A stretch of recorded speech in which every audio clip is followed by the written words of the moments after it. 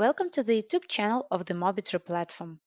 In this video, you'll find out how to send an authentication request to your application on the Mobitru remote device.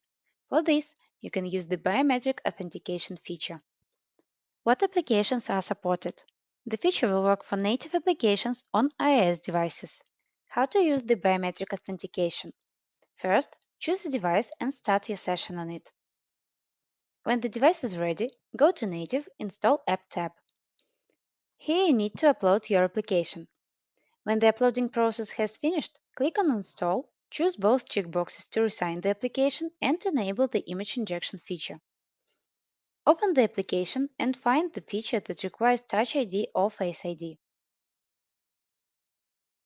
To the right of the device, you will see a menu item that provides two kinds of requests, successful and failing.